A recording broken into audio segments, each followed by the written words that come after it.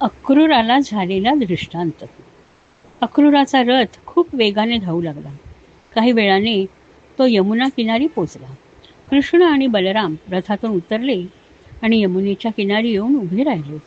सकाळच्या मंद प्रकाशात यमुनेचं निळं पाणी अतिशय सुंदर आणि आनंददायी दिसत होतं. दोघेही भाऊ थोडा वेळ त्या पाण्याकडे पाहत स्तब्ध उभे राहिले. प्रत्येकाच्या मनात इथे घालवलेल्या कित्येक वर्षांच्या आठवणी दाटून आल्या. ते दोघंजण म्हणजे परमात्म्याची दोन रूपं होती. खरं पाहता परमात्मा सर्वांपासून अलिप्त असतो. तो कशातच गुंतलेला नसतो. परंतु तरीसुद्धा मानव अवतार धारण केल्यामुळे मनुष्याला वाटणाऱ्या भावना त्यांच्याही मनात दाटून आल्या. त्यांनी यमुनेचे पाणी हातात घेतले आणि आचमन केले.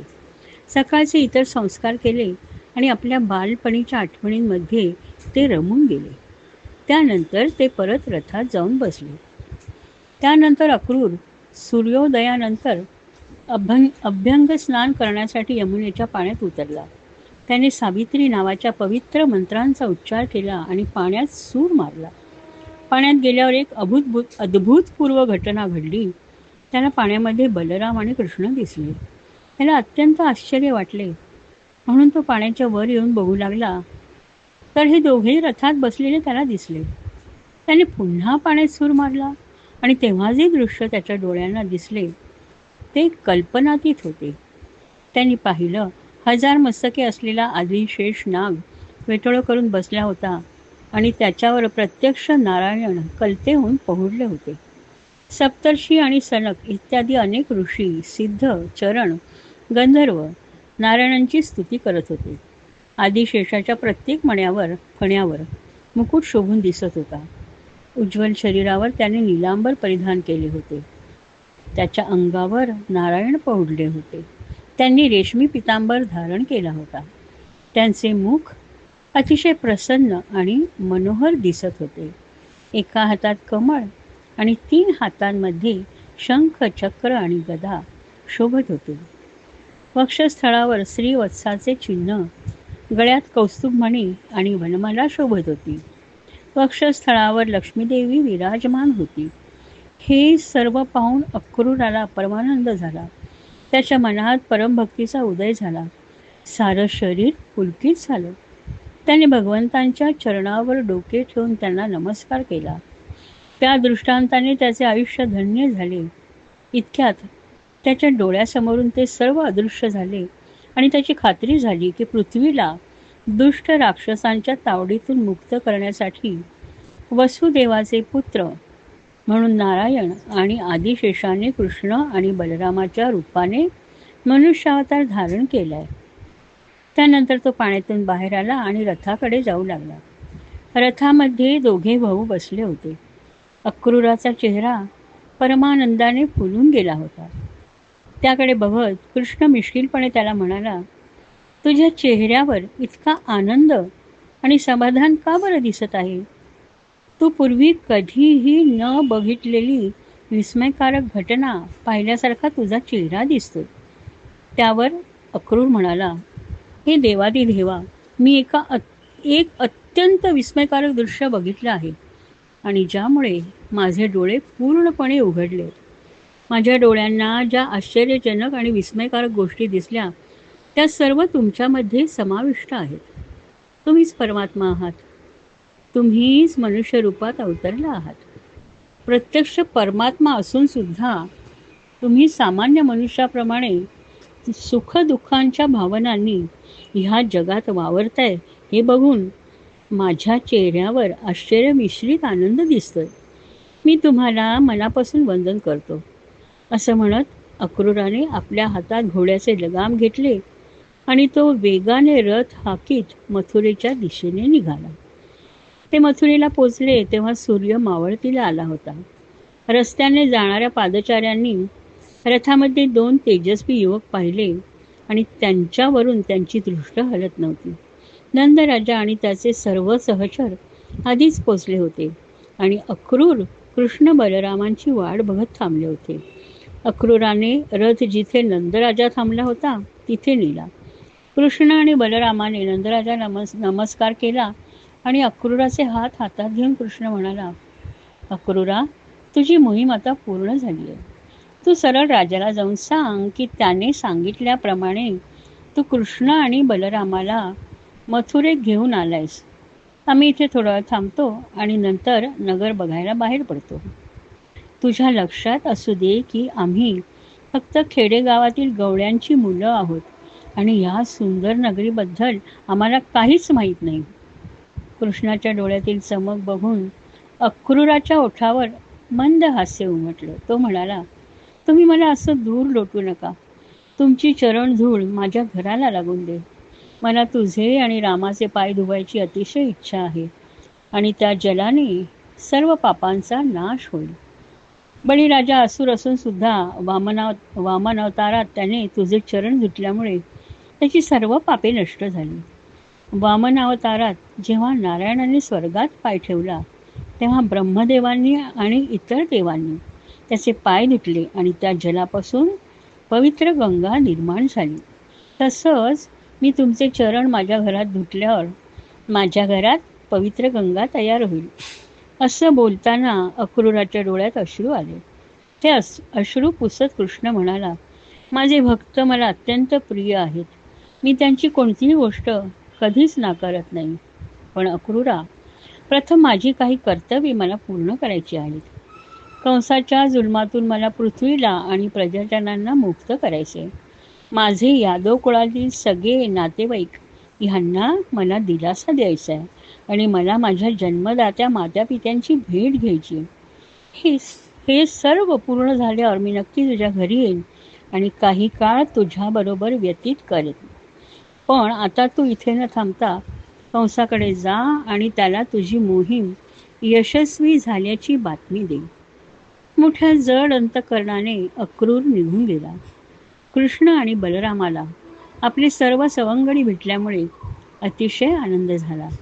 सर्व मुलांनी नंदराजाची आणि इतर वडीलधाऱ्या माणसांची परवानगी घेतली आणि ते नगर बघायला निघाले. मथुरा नगरी. मथुरा नगरी अतिशय सुंदर होती.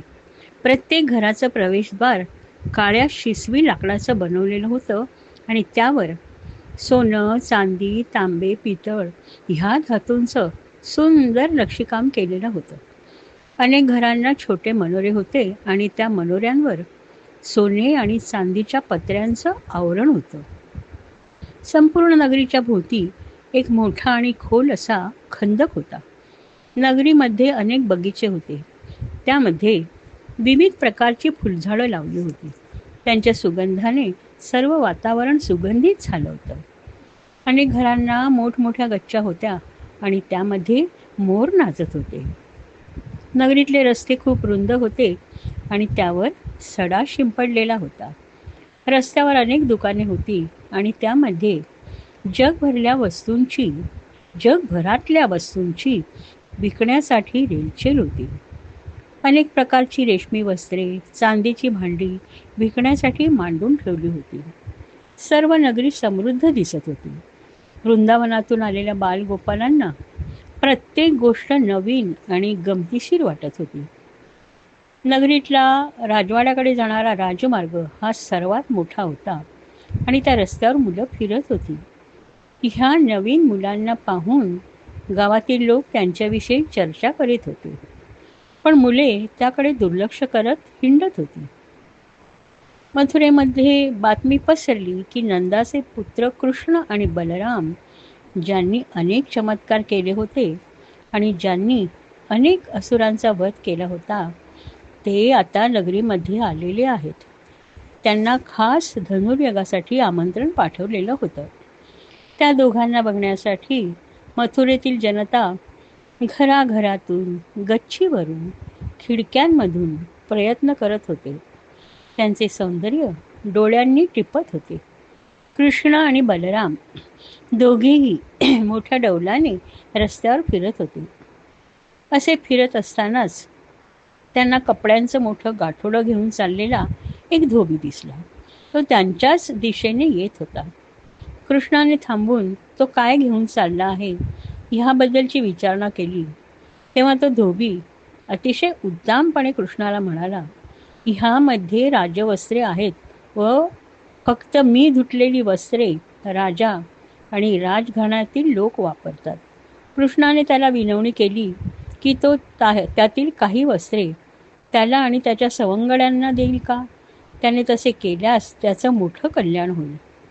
ते घाईघाईने इथे आले, त्यामुळे त्यांच्याकडे धनुर्यागाला शोभतील अशी वस्त्रे नव्हती.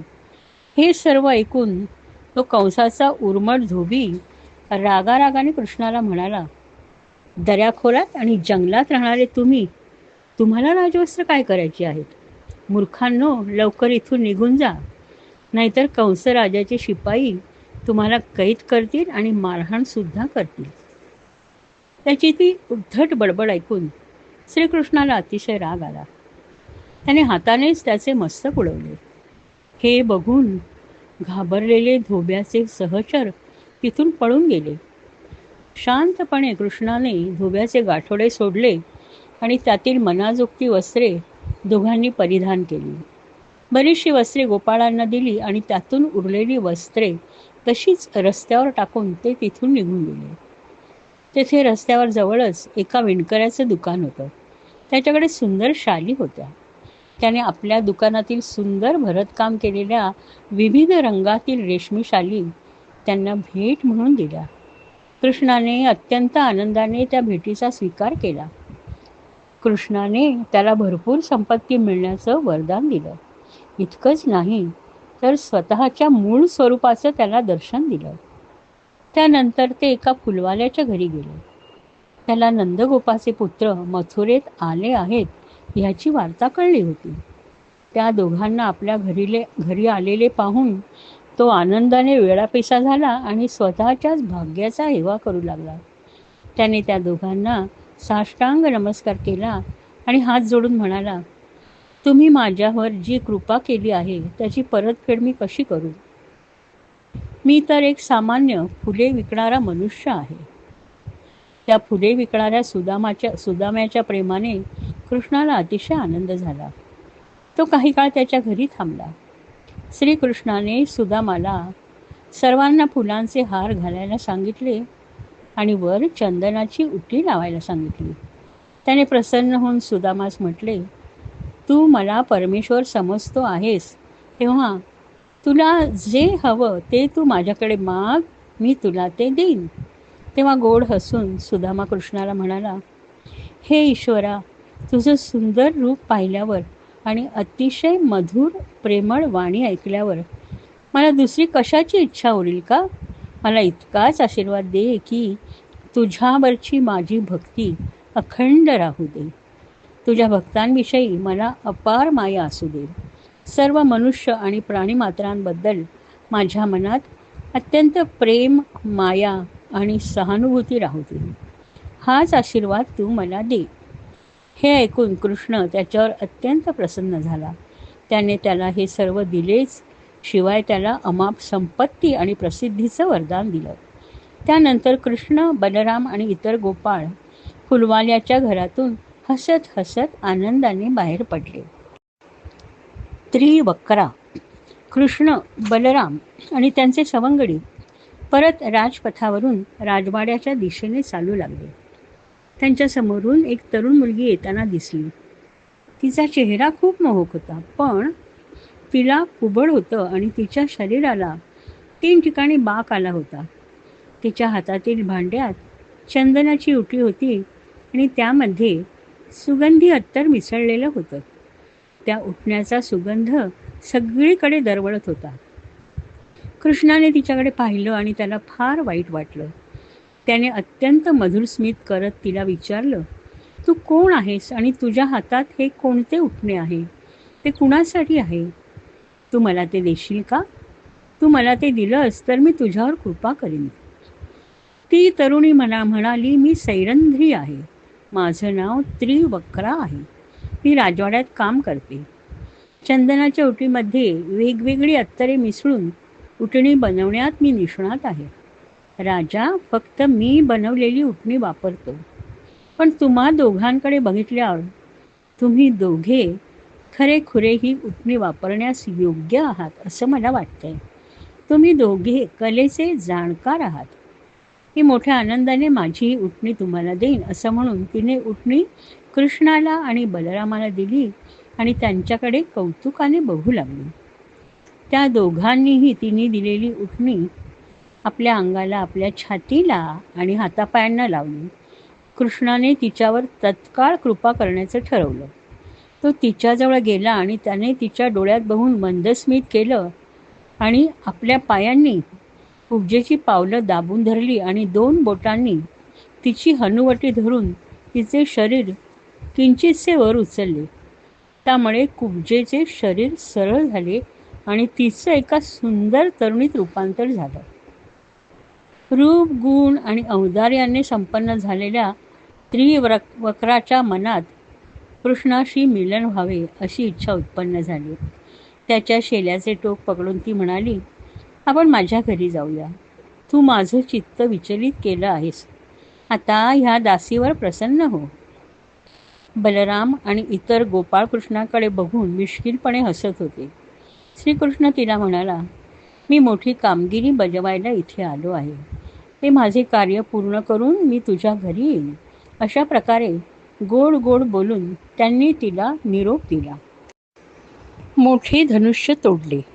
कृष्ण आणि बलराम जाणाऱ्या येणाऱ्या माणसांना आयुधशाळेचा पत्ता विचारत होते, कारण ज्या धनुष्याच्या धनुर्यागासाठी कृष्ण आणि बलराम यांना खास मथुरेत येण्याचं निमंत्रण दिलं होतं, ते धनुष्य आयुधशाळेत ठेवलं होतं.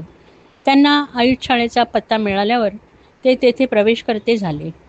तिथे ज्याची दुसऱ्या दिवशी सकाळी पूजा होणार होती, ते मोठे धनुष्य ठेवले होते.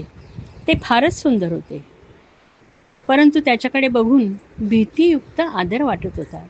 दोघेही त्या धनुष्याकडे परम आदराने बघू लागले. ते धनुष्य मौल्यवान रत्नांनी सुशोभित केलेले होते. ते जणू इंद्रधनुष्यासारखे रंगीबेरंगी आणि दणकत दिसत होते. त्या धनुष्याच्या आजूबाजूला रक्षक त्याचे रक्षण करत होते. श्रीकृष्ण धनुष्याच्या जवळ जाऊन ते उचलण्याचा प्रयत्न करू लागला, तेव्हा जवळ असलेल्या रक्षकांनी त्यास तसे करण्यापासून परावृत्त करण्याचा प्रयत्न केला. श्रीकृष्णाने त्यांच्या आक्षेपाकडे लक्ष न देता ते धनुष्य सहजगत्या डाव्या हाताने उचललं आणि थोडं वाकवून त्याला तो प्रत्यंचा लावू लागला. एका क्षणात प्रचंड कडकडाट होऊन ते धनुष्य मधोमध तुटले. त्या आवाजाने आकाश, पृथ्वी आणि दिशा दुमदुमून गेल्या. कंसही ह्या आवाजाने भयभीत झाला आणि त्याने सेवकांना काय झाले हे बघण्यासाठी पाचारण केले. धनुष्य तुटलेले बघून त्याच्या भोवती असलेले रक्षक अतिशय घाबरले. ते आपापसात, अरे ह्या मुलांना पकडा, बांधून ठेवा, असं ओरडू लागले.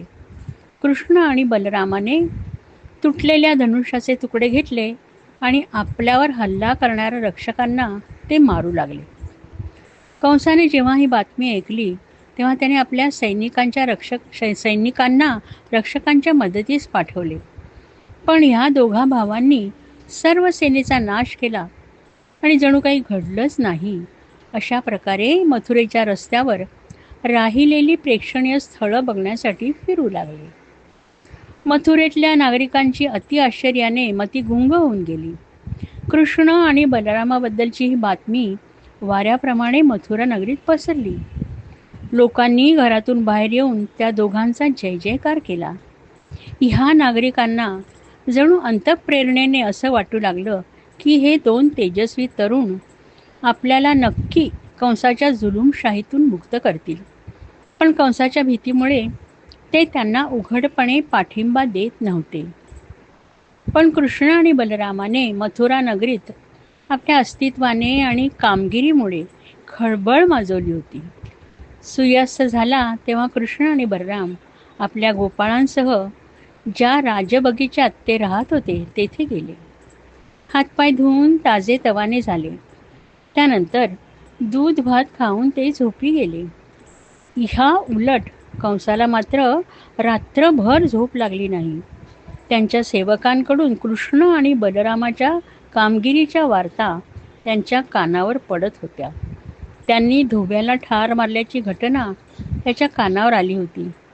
त्याचप्रमाणे त्रिवक्राला सरळ केल्याचा चमत्कारही त्याच्या कानावर आला. पण तो त्याकडे जाणीवपूर्वक दुर्लक्ष करत होता. परंतु सर्वात भयदायक घटना होती ती धनुर्यागासाठी असलेले धनुष्य तोडण्याची. आणि त्याबरोबर त्यांनी कंसाच्या सेनेचा सुद्धा सहजरित्या नाश केला होता. उद्या काय होणार ह्या चिंतेने त्याला झोप लागली नाही. कारण त्याच्यावर मोठं अरिष्ट येणार आहे असे संकेत त्याला स्पष्टपणे मिळत होते. त्याला दुःस्वप्न पडत होती आणि त्यामध्ये त्याला त्याचा मृत्यू दिसत होता. त्यामुळे तो फारच भयभीत झाला होता. एका स्वप्नात तर त्यांनी असं पाहिलं की तो एका खेचरावर बसला आहे आणि त्याने विषप्राशन केले आहे. लाल फुलांच्या माळा त्याच्या गळ्यात आहेत. त्याला लोक तेलाने स्नान घालतायत आणि कुठेतरी अज्ञात सळी घेऊन जात आहेत. अशी चित्रविचित्र स्वप्ने त्याला पडत होती आणि तो धसकून जागा झाला. त्याचं सर्व शरीर घामाने डबडबलं होतं. कृष्णाने ते अवाढव्य धनुष्य सहजरित्या तोडल्यामुळे तो फारच घाबरला. त्याला वसुदेव देवकीच्या लग्नाच्या वेळेस झालेल्या आकाशवाणीची आठवण झाली आणि ती खरी होणार की काय म्हणून त्याच्या मनात भीती दाटून आली. पण थोड्या वेळाने त्याने आपल्या भीतीवर मात केली आणि तो स्वतःशीच म्हणू लागला, माझ्या कुस्ती खेळणाऱ्या मल्लांवर माझा पूर्ण विश्वास आहे. चाणूर आणि मुष्टिक ह्या मल्लांपुढे कृष्ण आणि बलराम यांचं काहीच चालणार नाही. त्याआधीच माझ्या कुवलया पीठ हत्तीच्या पायाखाली हे दोघं चिरडून मरतील असा विचार करत स्वतःलाच धीर देत कंस झोपेची आराधना करू लागला. कुवलया पीठ हत्तीचा उद्धार. उगवत्या सूर्याच्या किरणांनी पूर्व दिशा लाल दिसत होती. नगरवासी धनुर्यागासाठी उत्तम तयार झाले होते. परंतु मुख्य धनुष्यच तोडल्यामुळे त्या धनुर्यागाला काहीही अर्थ नव्हता. कुस्तीचा आखाडा मात्र कुस्तीसाठी सज्ज झाला होता. त्यामध्ये मुष्टिक, चाणूर, कूट, शल आणि तोशल हे पैलवान कुस्तीसाठी येणार होते.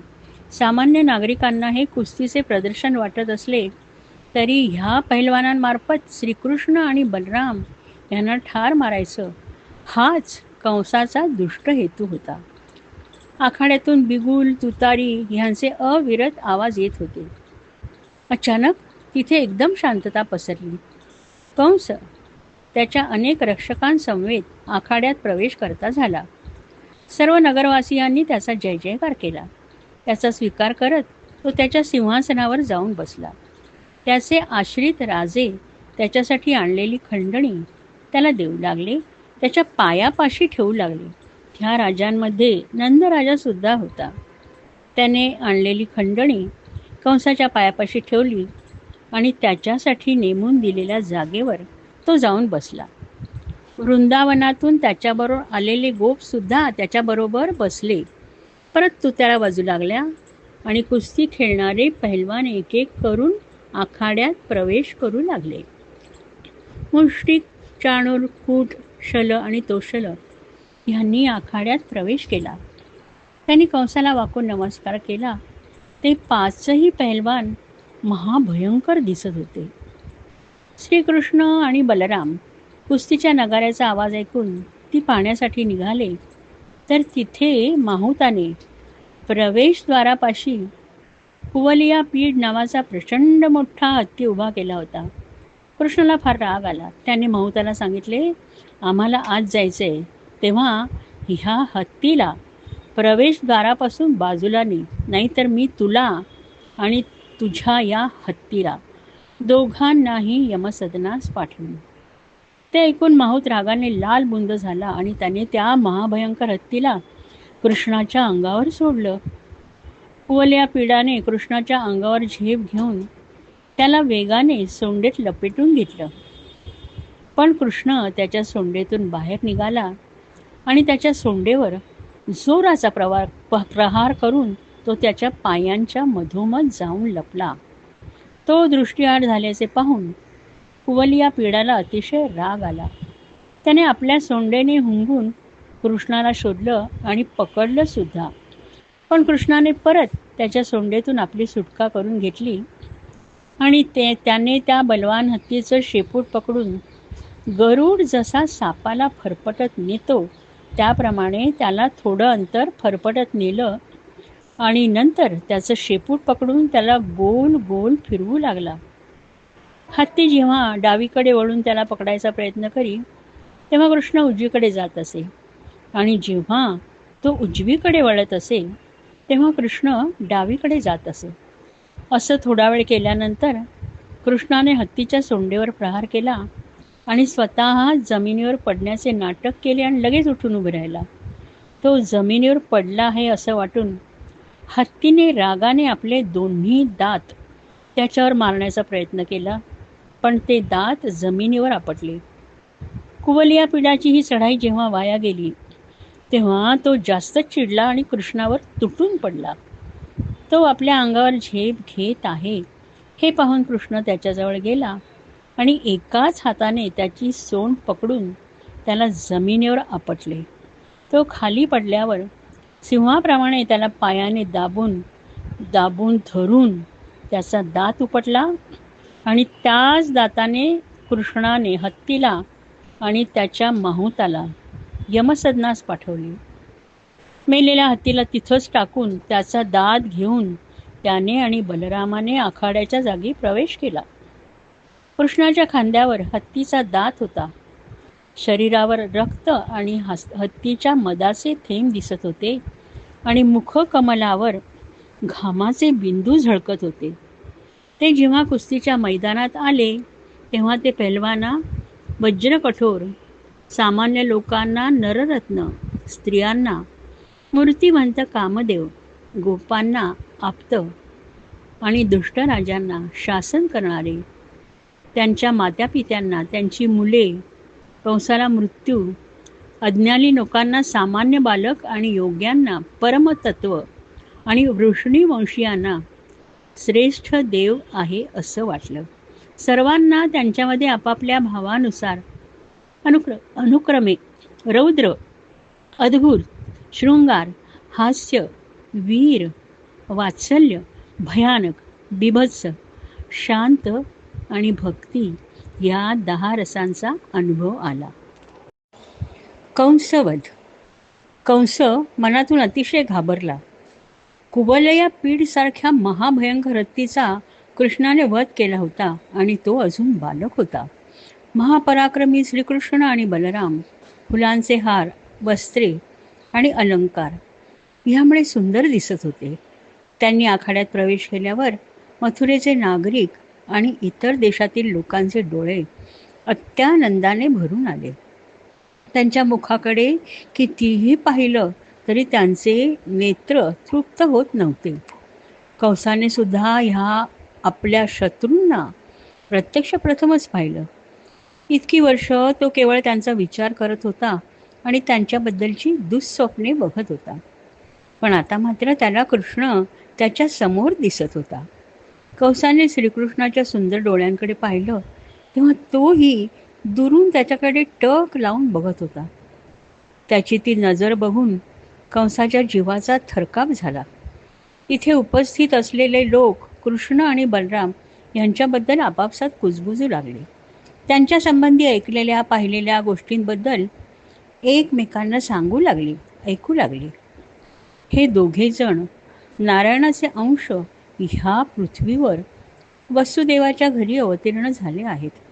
त्यांना वसुदेवाने गोकुळात नंदाच्या घरी नेले होते आणि तिथेच ते गुप्तपणे राहून मोठे झाले. कृष्णाने पुतना, तृणावर्त, शंखचूड, केशी, धेनुक इत्यादी अनेक दैत्यांचा वध केला. यमलार्जुनाचा उद्धार केला. कृष्णानेच कालिया नागाचे दमन केले. गायी आणि गोपाळांना दावानलापासून वाचवलं. इंद्राचा मानभंग केला आणि 7 दिवसपर्यंत एकाच हातावर गिरिराज गोवर्धनाला उचलून धरून वादळ, पाऊस, वीज ह्यापासून गोकुळाला वाचवलं. बलरामाने प्रलंबासूर, वत्सासूर, बकासूर ह्यांचे वध केले. असे म्हणतात की यदुवंशाचं रक्षण करतील आणि हा अत्यंत प्रसिद्ध वंश ह्यांच्यामुळे समृद्धी आणि यश आणि गौरव प्राप्त करेल. आपण प्रजाजनही कंसाच्या जुलमातून मुक्त होऊ. ते आपापसात असं बोलत असतानाच तुतारी वाजू लागली. सर्व लोकांच्या नजरा आखाड्यावर गेल्या. चाणूर पहलवान कृष्ण आणि बलरामाला संबोधून म्हणाला, हे नंदनंदना आणि बलरामा, तुम्ही दोघेही कुस्तीमध्ये अतिशय निपुण आहात. हे ऐकून तुमचं कौशल्य पाहण्यासाठी राजाने तुम्हाला येथे बोलवले. जी प्रजा मन वचन कर्माने राजाला प्रिय असणारे कार्य करते तिचे कल्याण होते आणि जी त्यांच्या विरुद्ध वागते त्यांचं नुकसान होतं. गायी आणि वासरे चालणारी गवळ्यांची मुले दररोज वनात आनंदाने कुस्त्या करत असतात, हे सर्वांना माहीत आहे. म्हणून हे वीरांनो, तुम्ही आणि आम्ही मिळून महाराजांना आवडणारी ही कुस्तीची स्पर्धा खेळू. त्या पहिलवानांशी कुस्ती करण्याची कृष्ण आणि बलराम यांना इच्छा होतीच. चाणूराचे म्हणणे ऐकून कृष्ण म्हणाला, चाणूरा, आम्ही सुद्धा ह्या भोजराज कंसाची वनवासी प्रजा आहोत. त्यांना आवडणारी गोष्ट करण्यात आमचंही हितच आहे. पण हे चाणूरा, आम्ही लहान आहोत, म्हणून आमच्या बरोबरीच्या मुलांबरोबर आम्ही कुस्ती खेळू. कुस्ती ही सारखी शक्ती असणाऱ्यांशीच झाली पाहिजे. त्यामुळे कुणावरच अन्याय होणार नाही. तुम्ही दोघे, तू आणि मुष्टिक, आमच्यापासून खूपच बलवान आहात. त्यावर चाणूर रागावून म्हणाला, तू आणि बलराम दोघेही बालकही नाहीत आणि किशोरही नाहीत. तुम्ही बलवानांमध्येही श्रेष्ठ आहात. तू 1000 हत्तींचे बळ असलेल्या कुवलया पिडाला सहजपणे ठार केलंस आणि त्यामुळे तुम्ही दोघांनी बलवानांबरोबरच कुस्ती खेळावी. ह्यामध्ये कोणताच अन्याय नाही. म्हणून श्रीकृष्णा, तू माझ्याबरोबर कुस्तीची स्पर्धा लढ आणि मुष्टिक बलरामाबरोबर लढेल. दोन्ही भावांनी आखाड्यात प्रवेश केला. चाणूर कृष्णासमोर दंड ठोकून उभा राहिला आणि मुष्टिक बलरामासमोर उभा राहिला. दोन्ही कुस्त्यांना सुरुवात झाली. त्या कुस्तीच्या आखाड्यात अनेक महिलासुद्धा ही स्पर्धा बघण्यासाठी आल्या होत्या. मोठमोठ्या पहिलवानांबरोबर ही लहान अशक्त बालकं लढत आहेत हे पाहून त्यांना त्या मुलांची खूप दया आली आणि त्या आपापसात चर्चा करू लागल्या. वज्राप्रमाणे कठीण असणारे आणि पर्वताप्रमाणे दिसणारे हे मल्ल कोणीकडे आणि अजून तारुण्यात सुद्धा न आलेले कोमल शरीराचे हे किशोर कोणीकडे, आणि राजासुद्धा कुस्ती आनंदाने बघतोय. मथुरेतल्या नागरिकांना ही कुस्तीची स्पर्धा अधर्माने होत आहे याची जाणीव होती, पण कुणालाही कंसापुढे बोलण्याची हिंमत नव्हती. सर्वजण मुकाटपणे ही स्पर्धा बघत होते कारण कंसाचे हेर सगळीकडे पसरलेले होते आणि राजाविरुद्ध बोलण्याचे धारिष्ट कोणामध्येही नव्हते. कृष्ण चाणूराशी थोडा वेळ कुस्ती करत होता, पण नंतर त्याने ठरवलं, आता चाणूराला ठार करायची वेळ आलेली आहे. त्याने आजूबाजूला प्रेक्षागारामध्ये पाहिलं तेव्हा आता कृष्णाचा पराजय होणार आणि अंत पण. ह्या भीतीने सर्व महिला दुःखी दिसत होत्या. वृंदावनातील गोपाळ आणि नंद यांच्या चेहऱ्यावर सुद्धा काळजीयुक्त भीती स्पष्ट दिसत होती. कृष्णाने नजरेनेच नंदाला दिलासा दिला आणि तो चाणूरावर तुटून पडला. अचानक चाणूराला लक्षात आलं की खेळी पूर्णपणे बदलली आहे. मुष्टिकाच्या पण ही गोष्ट लक्षात आली. चाणूराच्या अंगावर कृष्णाच्या ठोशांचा जणू काही पाऊसच पडू लागला. त्याच्या हातापायांचे 1000 तुकडे झाल्यासारखे त्याला वाटू लागले. तो थोडा दूर गेला आणि बहिरी ससाण्याने आपल्या सावजावर झेप घालावी त्याप्रमाणे चाणूराने कृष्णाच्या अंगावर झेप घेतली व त्याच्या छातीवर मुष्टी प्रहार केला. तोच हात कृष्णाने पकडला आणि त्याला हवेत उंच उचलून गरगर गरगर फिरवलं आणि जोरात जमिनीवर पाडलं. त्याच वेळी बलरामाने मुष्टिकाचीही तीच गत केली. दोन्ही पहलवान आखाड्यात मरून पडले. कृष्णाने शल आणि तोषलला आधीच ठार केलं होतं. बलरामाने आखाड्यात कुटाला सुद्धा ठार केलं. हे सर्व बघून बाकीचे पहलवान आखाड्यातून जीव वाचवण्यासाठी पळून गेले. कृष्ण आणि बलरामांच्या सवंगड्यांना अतिशय आनंद झाला. ते सर्व आखाड्यात उतरले आणि आनंदाने नाचू लागले. मथुरेतले इतर नागरिक सुद्धा अतिशय आनंदी झाले. कंस मात्र आपल्या सगळ्या योजना व्यर्थ ठरत आहेत हे बघून अतिशय निराश आणि भयभीत झाला. तो उठून उभा राहिला आणि त्याने आखाड्यात चालू असलेले संगीत थांबवायची आज्ञा केली. सगळीकडे एकदम शांतता पसरली. कंस द्वेषाने म्हणाला, आत्ताच्या आत्ता ह्या वसुदेवाच्या पापी मुलांना इथून हाकलून द्या. गोपाळांची सर्व संपत्ती जप्त करा. नंद गोपाला पकडून त्याच्या हातात लोखंडाच्या बेड्या ठोका आणि त्याला आयुष्यभर कैदखान्यात ठेवा. ज्या वसुदेवाने मला आयुष्यभर फसवलं त्याला देहदंड देण्याची तयारी करा. त्याचप्रमाणे माझे पिता उग्रसेन ज्यांनी नेहमी माझ्या शत्रूंना जवळ केलं त्यांच्या पण देहदंडाची तयारी करा. अशा प्रकारचे कंसाचे अनुचित बोलणे ऐकून श्रीकृष्णाची सहनशक्ती संपली. कंस ज्या सिंहासनावर बसला होता तिथे तो भरभर पायऱ्या चढत पोचला आणि कंसाच्या जवळ जाऊन उभा राहिला. त्याला आपल्याजवळ आलेला पाहून कंस अतिशय घाबरला आणि 1-2 पायऱ्यांवरून खाली पडला. परंतु मोठ्या धीराने त्याने आपली तलवार म्यानातून काढली आणि ती डोक्यावर नाचवत तो कृष्णाच्या अंगावर धावून गेला. गरुड ज्याप्रमाणे सापाला पकडतो त्याप्रमाणे कृष्णाने कंसाच्या केसांना धरून त्याला पकडलं. त्याचा मुकुट खाली पडला. उंच व्यासपीठावरून कृष्णाने त्याला जमिनीवर ढकलून दिले आणि तो त्याच्या अंगावर बसला. त्याने आपल्या दोन्ही हातांनी कंसाची मान मुरगळली आणि त्याला यमसदनास पाठवलं. त्यानंतर त्याने त्याचे मृत शरीर ओढत आणून लोकांच्या समोर ठेवले.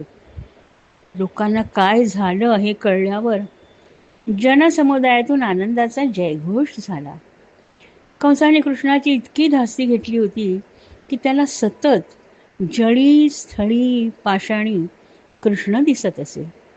चालताना बोलताना झोपताना सतत त्याला श्रीकृष्णाची आठवण येत असे आणि त्यामुळेच त्याला दुर्लभ अशी भगवंतांची सारूप्य मुक्ती मिळाली. कंसाचे 8 भाऊ आपल्या भावाचा असा वध झालेला पाहून कृष्णाच्या अंगावर धावून गेले आणि हे बघून बलरामाने एक लोखंडाचं मुसळ उचललं आणि त्या सर्वांचा नाश केला. स्वर्गातून संगीताचे सूर ऐकू येऊ लागले. देवांनी स्तुती करत कृष्ण आणि बलरामांच्या अंगावर पुष्पवर्षाव केला. मथुरेतील रहिवासी अत्यंत आश्चर्याने आणि आनंदाने निशब्द झाले. कंस मेला आणि त्याच्याबरोबर त्याची सारी जुलूमशाही नष्ट झाली. ह्यावर त्यांचा विश्वासच बसत नव्हता. कृष्णाला आता फक्त एका दुःखद गोष्टीला तोंड द्यायचं होतं. कंसाच्या सर्व बायका धाय मोकलून रडत होत्या. त्याला त्यांची समजूत काढायची होती. तो अतिशय मृदू आणि समजुतीच्या स्वरात त्यांना म्हणाला, कंसाने अतिशय दुष्ट आणि पापी कृत्य केली होती. अनेक वर्षे त्याने प्रजेवर अत्याचार केले होते. आपल्या वडिलांना, बहिणीला, तिच्या नवऱ्याला कैदेत टाकलं होतं. मनुष्य जातीच्या कल्याणासाठी अशा दुष्ट राजाला मारणं हे कृष्णाचं कर्तव्य होतं. त्याच्या शब्दांनी त्यांचं दुःख कमी होणार नव्हतं, पण हे घडायलाच हवं होतं.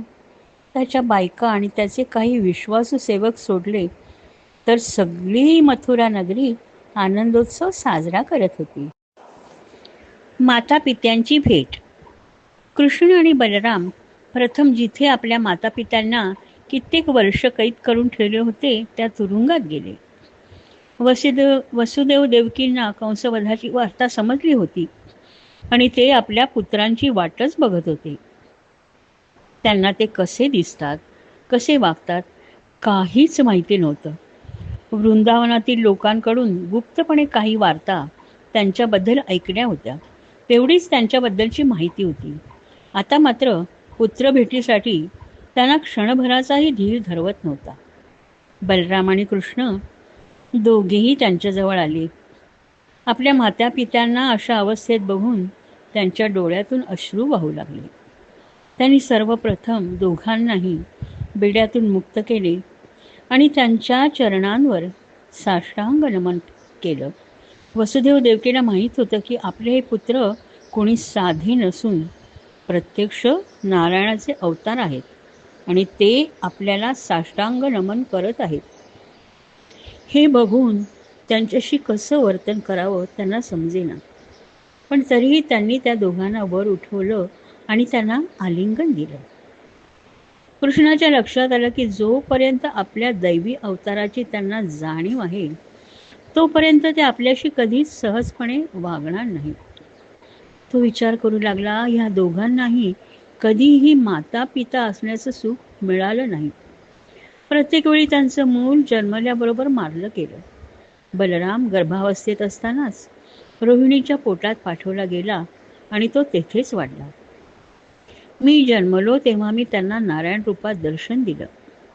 ते अजूनही त्यांना आठवत असणार.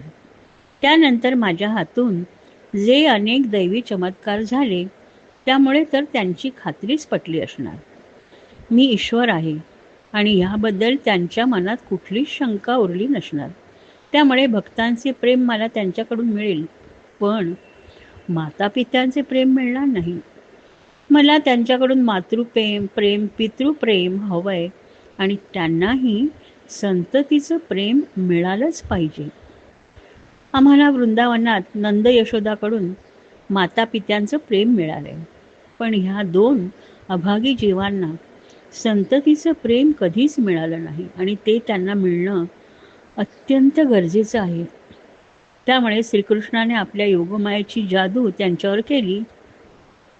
त्या जादूचा परिणाम त्या दोघांवर झाल्यावर श्रीकृष्णाने बोलण्यास सुरुवात केली. तो म्हणाला, कंसासारख्या दुष्टामुळे तुम्हाला आमचा आणि आम्हाला तुमचा सहवास इतकी वर्ष मिळाला नाही. आमच्या बालपणाच्या लीला, आमचे बोबडे बोल, आमचं बालपण, ह्या कशाचाच आनंद तुम्हाला मिळू शकला नाही. जी गोष्ट सामान्य माणसाला मिळते ते साधं सुख, बाळांना वाढवणं, त्याचं संगोपन करणं, त्यातील सुख तुम्हा दोघांना 8 पुत्र होणे उपभोगता आलं नाही. आणि आम्हीही कमनशिबी आहोत. आमच्या जन्मदात्या मातापित्यांकडून आमचं संगोपन केलं नाही. इतकी वर्षे आईवडिलांचं ऋण आम्ही फेडू शकलो नाही. ते आता फेडण्याची वेळ आली आहे. आम्हाला आता तुमची सेवा करायची आहे आणि ह्या ऋणातून मुक्त व्हायचं आहे. जो मनुष्य आपले वृद्ध माता पिता, पतिव्रता पत्नी, लहान मुले, गुरु, ब्राह्मण, शरणागत यांचं पालन पोषण करत नाही तो जिवंत असूनही मेल्यागतच होय. आम्ही आता रात्रंदिवस तुमची सेवा करणार आहोत. श्रीकृष्णाचे बोल ऐकून वसुदेव देवकीला अतिशय आनंद झाला. ते त्याच्या मायेच्या आवरणाखाली असल्यामुळे मुलांचं दैवत्व विसरून गेले आणि त्यांनी सर्वसामान्य मुलांप्रमाणे त्यांचे लाड केले. त्यांनी दोघांनाही आपल्या मांडीवर घेतलं आणि आपल्या अश्रू भरल्या नयनांनी ते त्यांना कुरवाळू लागले. त्यानंतर ते सर्वजण राजा उग्रसेनाला ज्या तुरुंगात ठेवलं होतं तिथे गेले. कृष्णाने त्याची कारागृहातून मुक्तता केली आणि त्यांना परत राजा म्हणून सिंहासनावर बसण्यास सांगितलं. तेव्हा उग्रसेन राजा म्हणाला, मी आता फार वृद्ध झालोय. मला राज्यकारभार करण्याची अजिबात इच्छा नाही. तू तरुण आहेस आणि तू कंसाला पराजित करून ठार मारलेस, तेव्हा तूच आता राज्यकारभार चालव. तेव्हा श्रीकृष्ण अत्यंत विनयाने म्हणाला, ययातीच्या शापामुळे आम्ही यदुवंशी राजसिंहासनावर बसू शकत नाही. आम्ही दोघेही भाऊ तुमच्या जवळ राहून तुम्हाला राज्यकारभार करण्यास मदत करू. त्यानंतर श्रीकृष्णाने कंसाच्या भीतीने देशोधडीला लागले होते त्या यदू, वृषणी, अंधक, मधु दाशार्ह, कुक्कुर इत्यादी वंशात जन्मलेल्या आपल्या नातेवाईकांचा शोध घेऊन त्यांना तिथून बोलवलं. त्यांचं सांत्वन करून त्यांचा सत्कार केला. त्यांना खूप धनसंपत्ती देऊन तृप्त केलं आणि आपापल्या ठिकाणी पुन्हा स्थानापन्न केलं. मथुरा नगरी परत आनंदी झाली. असेच काही दिवस निघून गेले. नंद आणि इतर गोपाळांची वृंदावनात जाण्याची वेळ येऊन ठपली. नंदराजाला निरोप देण्याचे फार कठीण कर्म कृष्ण आणि बलरामाला करायचे होते. दोघांनीही अश्रू भरल्या नयनांनी नंदाला मिठी मारली आणि श्रीकृष्ण म्हणाला, तात, तुम्ही आणि यशोदा माताच आमचे आई वडील आहात. आम्हाला कळायला लागल्यापासून तुम्हीच आमचे माता पिता आहात. आई वडिलांचं निस्वार्थ प्रेम तुम्ही आम्हाला भरभरून दिले आहे. तुमच्यापासून, यशोदा मातेपासून आणि गोकुळातील इतर लोकांपासून दूर राहणं फार कठीण आहे. पण आमच्यावर ह्या राज्याची आणि इथल्या माणसांची जबाबदारी आहे. मातेला आणि आमच्यावर आत्यंतिक प्रेम करणाऱ्या गोपींना भेटायला आम्ही इथली घडी नीट बसली की वृंदावनात येऊ. त्यानंतर कृष्णाने आपल्या सवंगड्यांची एक एक करून गळाभेट घेतली. त्यांचा निरोप घेणं सुद्धा फार कठीण होतं. प्रत्येक सवंगडी हुंदके देऊन रडत होता. कारण त्यांना माहीत होतं आता कृष्णाबरोबर गायी चरण्याचं, खेळण्याचं, फळे फुले गोळा करण्याचं, त्याची बासरी ऐकण्याचं असे हे सर्व सुंदर दिवस कधीच परत येणार नाही. कृष्ण त्यांच्याबरोबर कधीच असणार नाही. त्यांच्या प्रत्येक संकटात त्यांचं रक्षण करणारा, त्यांचा आधार असलेला लाडका कृष्ण त्यांच्याबरोबर असणार नाही. सर्व भविष्यकाळ त्यांना अंधारमय दिसू लागला. त्यांची श्रीकृष्णाने परोपरीने समजूत घातली तेव्हा ते वृंदावनास परत जाण्यास तयार झाले. नंद आणि इतर सर्व लवाजमा वृंदावनास निघून गेला. त्यांची शेवटची बैलगाडी दृष्टीगाड होईपर्यंत कृष्ण आणि बलराम दोघेही त्या दिशेकडे जड अंतःकरणाने बघत राहिलं. त्यांचं बालपण संपलं होतं आणि त्यांना आता राजपुत्र म्हणून जगायचं होतं. सांदीपनी ऋषींचा आश्रम. वसुदेवाच्या पुत्रांचा जन्म झाला होता, बलराम आणि कृष्ण. तेव्हा वसुदेवाने ब्राह्मणांना मनोमनी 1000 गायी, सोने, रेशमी वस्त्रे ह्याचं दान केलं होतं. आता त्याने ते वचन ब्राह्मणांना खरोखरीचं दान देऊन पूर्ण केलं.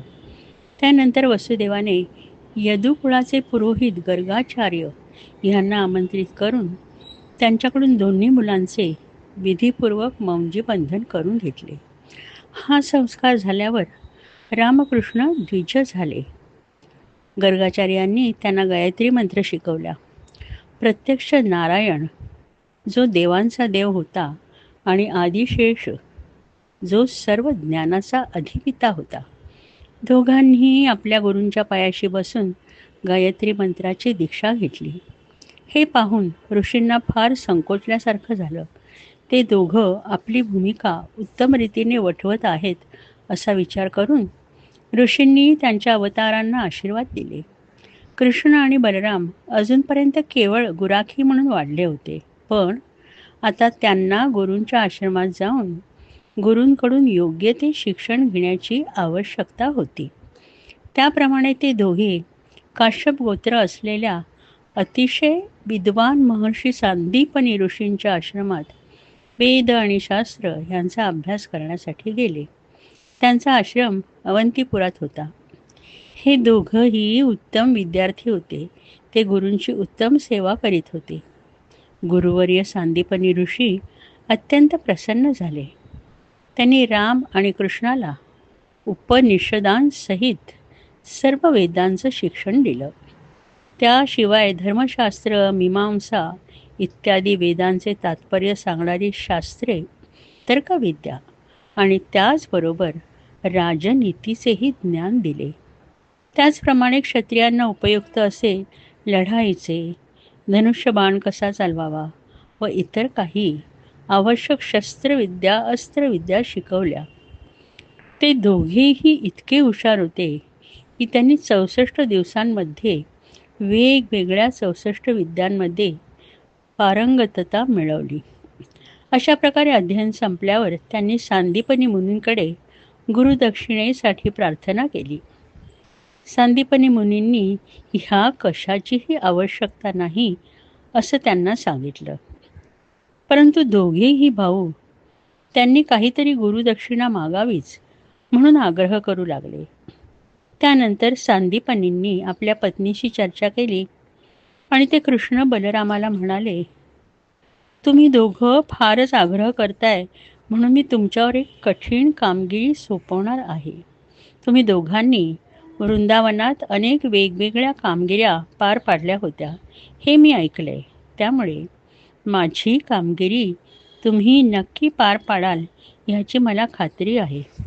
ही फार मोठी कथा आहे. अनेक वर्षापूर्वी मी, माझी पत्नी आणि माझा पुत्र प्रभास क्षेत्राला गेलो होतो. तेथे समुद्र स्नान करताना आमचा पुत्र समुद्रात बुडाला. आम्ही त्याला शोधण्याचा खूप प्रयत्न केला, पण त्याचं मृत शरीरसुद्धा आम्हाला मिळालं नाही. त्या आमच्या पुत्राला जर तुम्ही जिवंत आमच्याकडे घेऊन आलात तर आमच्यावर फार मोठे उपकार होतील. हे ऐकून बलराम आणि श्रीकृष्ण त्या वृद्ध जोडप्याची रजा घेऊन प्रभासास जाण्यास निघाले. प्रभासाला आल्यावर तिथे त्यांना बघितल्यानंतर प्रत्यक्ष समुद्रदेव त्यांच्याजवळ आला आणि त्याने आदराने वंदन केलं. त्याचं वंदन स्वीकारून श्रीकृष्ण त्याला म्हणाला, तुला जर आम्हाला खरोखर प्रसन्न करायचं असेल तर ऐक. खूप वर्षांपूर्वी आमचे गुरु सांदीपनी ह्यांचा पुत्र ह्या समुद्रात बुडाला होता आणि आम्ही आमच्या गुरूंना त्यांचा पुत्र परत आणून देण्याचं वचन दिले. तेव्हा तू आम्हाला त्यांचा पुत्र परत आणून दे. हे ऐकून समुद्रदेव म्हणाला, हे श्रीकृष्ण, मला यातलं काहीच माहीत नाही. मी या पुत्राला गिळंकृत केलं नाही. माझ्या पाण्यात पंचजन नावाचा एक मोठा असुर शंखाच्या रूपाने राहत आहे. त्यानेच तो बालक नक्की चोरून नेला असला पाहिजे. ते ऐकून श्रीकृष्ण ताबडतोब पाण्यात शिरला आणि त्याने शंखासुराला मारलं, पण त्याच्या पोटात तो बालक दिसला नाही. श्रीकृष्ण त्याच्या शरीराचा तयार झालेला शंख घेऊन परतला.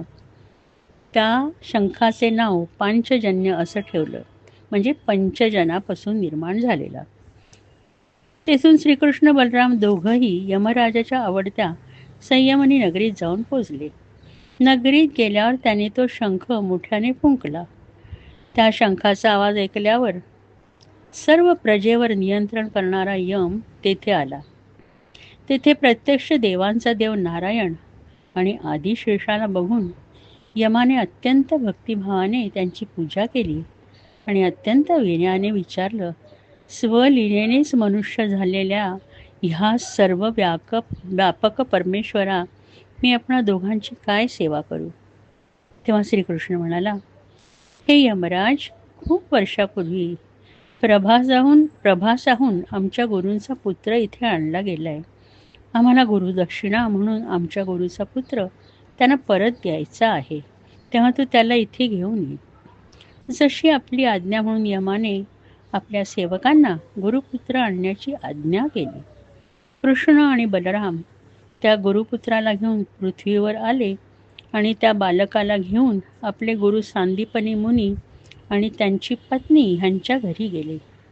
आपल्या पुत्राला जिवंत बघून त्या वृद्ध दाम्पत्याचा आनंद गगनात मावेला. आनंदाने त्यांच्या तोंडातून शब्दही फुटत नव्हता. काही वेळाने सांदीपनी मुनी भानावर आले आणि म्हणाले, माझ्यासारखा भाग्यवान मीच आहे. कुठल्याही गुरुला त्याच्या शिष्याकडून इतकी उत्तम गुरुदक्षिणा मिळाली नसेल. तुम्ही दोघेही आता आपल्या घरी जा. माझे अनेक शुभाशीर्वाद तुमच्या पाठीशी आहेत. तुम्हाला अमाप कीर्ती प्राप्त होईल. अशा रीतीने गुरुजींचा आशीर्वाद घेऊन दोघे बंधू आपल्या रथांवर आरूढ होऊन मथुरेला पोचले. पुष्कळ दिवस बलराम कृष्णाला न बघितलेली मथुरेची प्रजा ते आल्याचे पाहून अत्यंत आनंदित झाले. उद्धवाला वृंदावनात संदेश घेऊन पाठवले.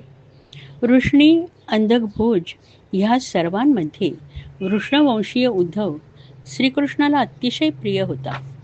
तो देवांचे गुरु बृहस्पती यांचा शिष्य होता आणि अतिशय हुशार होता. बराच विचार करून कृष्णाने वृंदावनात आपला प्रेमाचा संदेश घेऊन जाण्यासाठी उद्धव आपला प्रिय मित्र हाच योग्य आहे असं ठरवलं. उद्धवाचा हात प्रेमाने हातात घेऊन कृष्ण म्हणाला, हे प्रिय मित्रा उद्धवा, तू वृंदावनात जा आणि माझ्या प्रिय माता पित्यांना भेट. मी त्यांना सोडून आल्यामुळे ते अतिशय दुःखी असतील. मी वृंदावन सोडून आल्यामुळे गोपीसुद्धा अतिशय दुःखी असतील.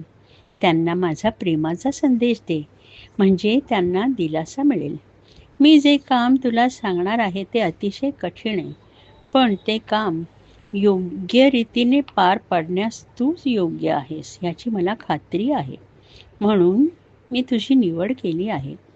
मला आता तिथे जाणे शक्य नाही, तेव्हा माझ्या मनातल्या भावना तूच त्यांना योग्य रीतीने समजावून सांग.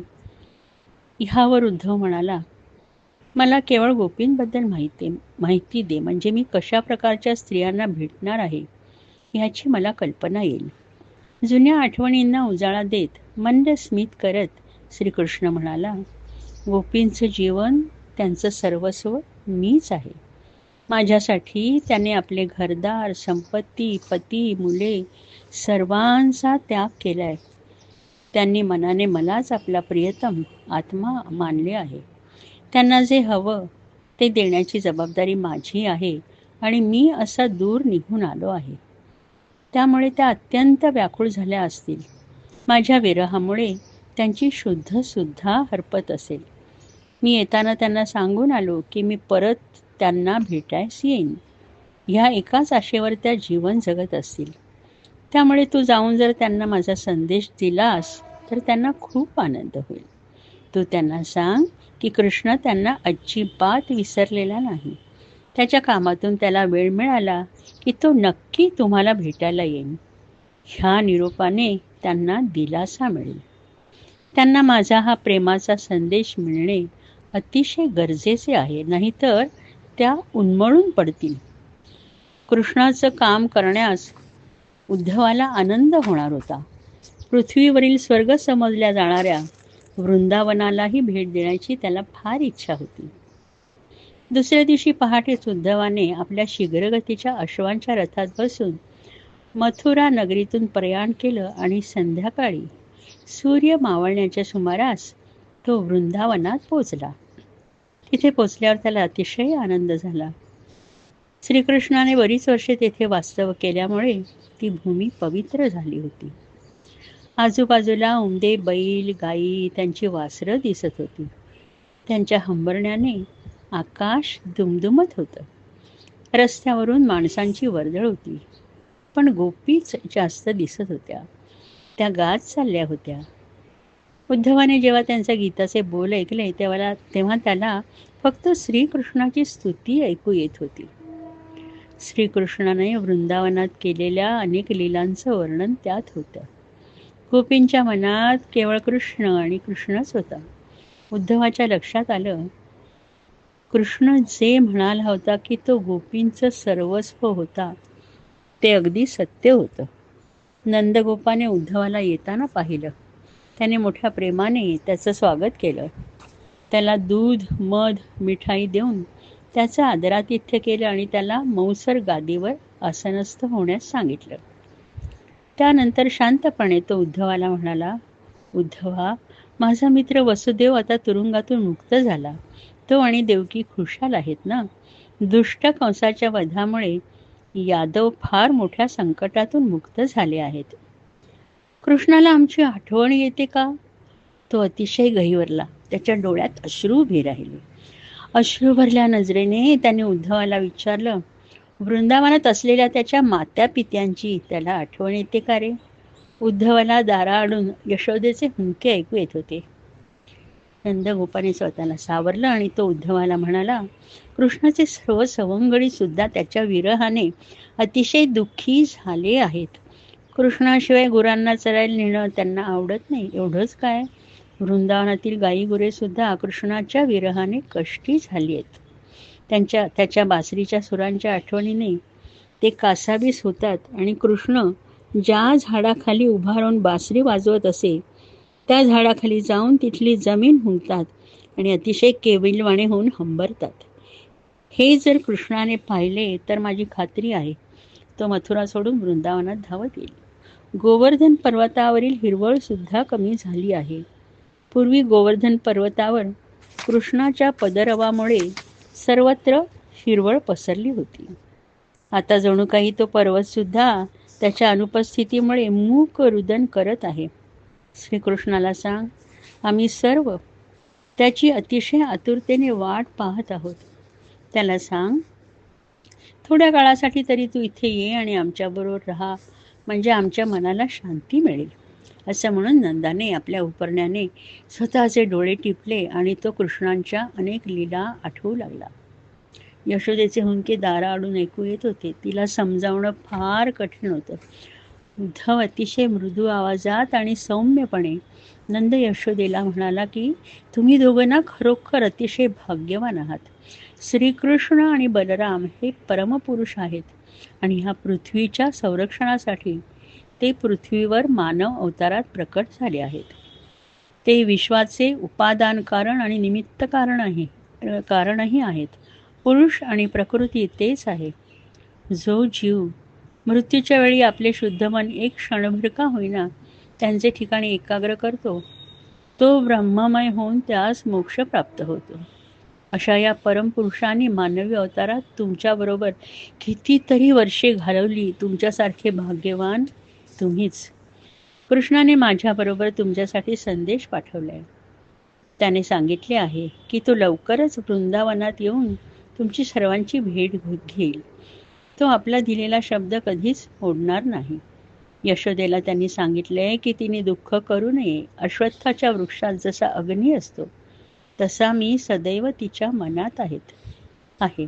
ज्याप्रमाणे लाकडाचे तुकडे एकमेकांवर घासल्याशिवाय अग्नी प्रकट होत नाही, त्याप्रमाणे या विरहामुळेच कृष्णाबद्दलची तुमच्या मनातील भक्ती प्रकट होते आणि कृष्ण आपल्या भक्तांना कधीच निराश करणार नाही. त्यांनी सांगितले की वसुदेव देवकी त्याचे खरे मातापिता असून सुद्धा जे सुख त्यांना मिळालं नाही ते सुख तुम्हाला लाभले, कारण तुम्हीच त्याचं संगोपन करून त्यांना मोठं केले. तुम्ही त्यांच्या बालपणाचा आणि बालकपणाचा आनंद लुटलाय. मातापित्यांचा अधिकार तुम्हाला मिळाला होता. त्याच्या आयुष्यातील ही अवस्था आता संपली आहे. बालपण आणि बालकपणाचा संपूर्ण काळ त्याने तुमच्याबरोबर आणि वृंदावनातल्या गोपी गुराखी सवंगड्यांबरोबर व्यतीत केलेला आहे. परंतु आता ज्या कारणासाठी त्याने अवतार घेतला आहे ती अनेक महान कार्ये त्याला करायची आहेत आणि त्यासाठी तुम्ही सहनशील राहून त्याला मदत केली पाहिजे. त्यानंतर उद्धव नंदाला म्हणाला, तुम्ही हे आता लक्षात घ्या की तो तुमचा पुत्र नसून तो प्रत्यक्ष परब्रह्म आहे. तो निर्गुण आहे, निराकार आहे. त्याला कुणी प्रिय नाही की अप्रिय नाही. त्याचा सर्वांमध्ये समभाव असल्यामुळे त्याच्या दृष्टीने कोणी उत्तम नाही की कुणी अधम नाही. त्याला कोणी शत्रू नाहीत किंवा मित्र नाहीत. त्याचे कोणी पिता नाहीत किंवा पत्नी पुत्र नाहीत. त्याला कोणी आपला नाही किंवा कुणी परका नाही. त्याला देह नाही ज्यामुळे जन्म आणि मृत्यू सुद्धा नाही. तरी सज्जनांच्या संरक्षणासाठी तो निरनिराळ्या योनीत अवतार धारण करतो. परमेश्वर गुणांपासून अलिप्त असूनही लीला करण्यासाठी सत्व रज तम ह्या 3 गुणांचा स्वीकार करून त्यांच्याद्वारे जगाची उत्पत्ती, पालन आणि संहार करतो. ज्याप्रमाणे मनुष्य वेगाने गोल फिरतो तेव्हा सगळी पृथ्वी गोल फिरते असं त्याला वाटतं. जेव्हा चित्तावर आणि जीवात्म्यावर अहंकाराचं आवरण तयार होतं तेव्हा जीवात्मा स्वतःला हा करता समजू लागतो आणि तो भ्रम असतो. खऱ्या परमात्म्याला कोणतीच इच्छा नसते. भगवान श्रीकृष्ण हा फक्त आपल्या दोघांचा पुत्र नाही, तर तो सर्व प्राण्यांचा आत्मा, पुत्र, पिता, माता आणि स्वामी सुद्धा आहे. जे काही पाहिले किंवा ऐकले जाते, मग ते भूतकाळ, वर्तमानकाळ किंवा भविष्यकाळाशी संबंधित असो, स्थावर असो वा जंगम असो, महान असो की लहान, अशी कोणतीच वस्तू नाही की जी श्रीकृष्णापासून वेगळी आहे. त्यांच्या व्यतिरिक्त कोणतीच वस्तू नाही.